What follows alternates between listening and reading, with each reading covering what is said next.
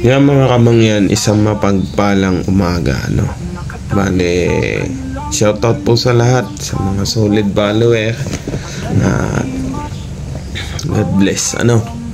Bale, yun pong video natin ngayon ay patungkol po sa tinatawag at maalamat na sintas ni Abad, ano?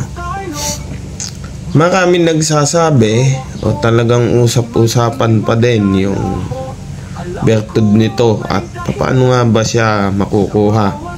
Kalimitan, kwento natin naririnig yung bisa ng sintas ni Abad, ano. Yung iba, may mga sinasabi sila na yan daw ay kinukuha sa sementeryo, ano, ng alas 12 ng gabi at araw ng Biyernes Santo. Yun yung kasabihan ng iba. At marami na din ako na-encounter na ganyan na peke, ano, hindi tunay. Kasi mapapansin mo pa lang dun sa kanilang sintas ni Abad, may pondo, ano. Kumbaga mayroon siyang hangganan, ano, may pondo. Bukod doon, mahirap paniwalaan, ano, mahirap paniwalaan yung katotohanan na tunay na sintas na ni Abad. Yung hawak mo, kung pag nilagayan sa katawan mo, mababalutan yan buong katawan mo. Kumbaga kahit ipulupot mo yun sa buong katawan mo, sobra-sobra pa. Kasi yung sintas daw ni Abad, walang pondo yan. Ano, wala siyang pondo. Kahit gawin mo pang sampayan, yun yung kasabihan ng matatanda. Ano, bukod dun mga kamangyan, meron siyang dalawang kuko na magkabila. Siya yung maghuhugpong pagka balot na yung pag nakabalot na siya sa buong katawan mo, ano. Bukod dun mga kamangyan, nawawala siya pag nilalagay sa balat. Yun yung kwento ng matatanda, o yun yung kalimitang naririnig ko noon sa kwento ng matatanda. Ano, pag nilagay mo yung tunay na sintas ni Abad sa iyong katawan, kusa itong nawawala at ang tangi mo lang makikita dito ay yung dalawang kuko nito. Ano, yun nga lang, may pangontra pa din po yan. Ano, may pangontra pa din para dyan. Kahit pasabihin natin na napaka hiwaga niya at napakalakas niya, ano, mayroon pa din pong pangontra sa kanya. Ano, yung pangontra po kasi dyan, talagang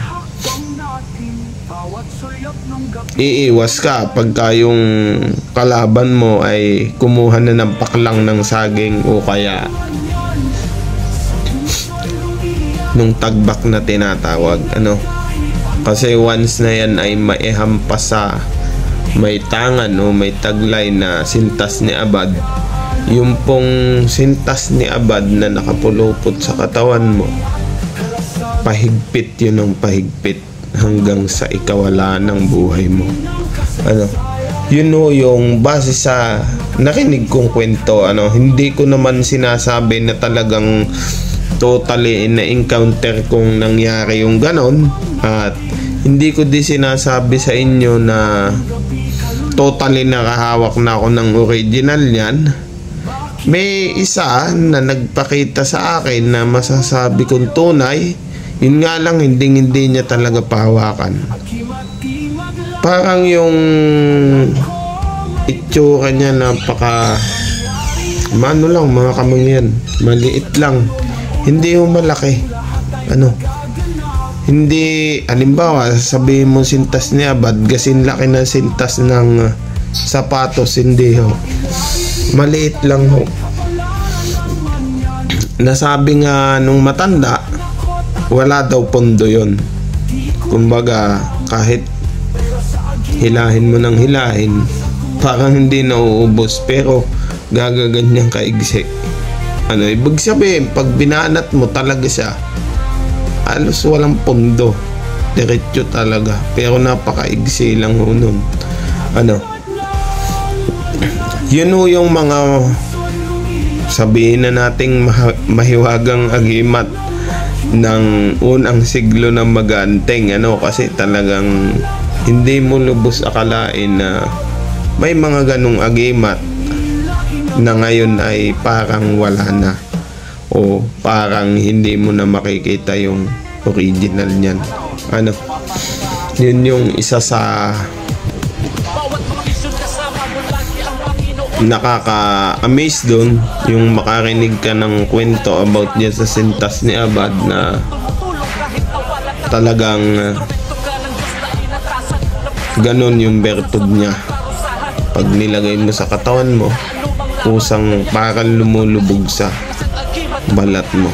At yun nga yung nagsasabi na magiging baluti mo kahit saang matatalas na bagay o kahit anong klase mang punyal o mga bala.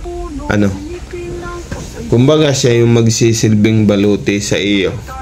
About po dun sa paano nga ba kinukuha o saan nga ba nakukuha yan, yung pagkakaalam ko, kasi pagdating dyan sa saan nga ba nakukuha yun, kulang pa po tayo sa kaalaman yun. Kumbaga, nagtatanong-tanong pa din ako sa matatanda sa una dito sa amin. Pero yung ilan na halos na tanong ko, halos pare-pareho yung kanilang paliwanag sa simenteryo. Ng alas 12 ng gabi. Ng Biyernes Santo. Ayan. Kung nagustuhan nyo po yung video, huwag nyong kalimutang mag-like, mag-share, maglagay ng komento sa baba. Kung meron kang alam na kwento about dyan sa topic ngayon, comment ka lang po sa comment section sa baba. Mapagpalang araw mga kamangyan.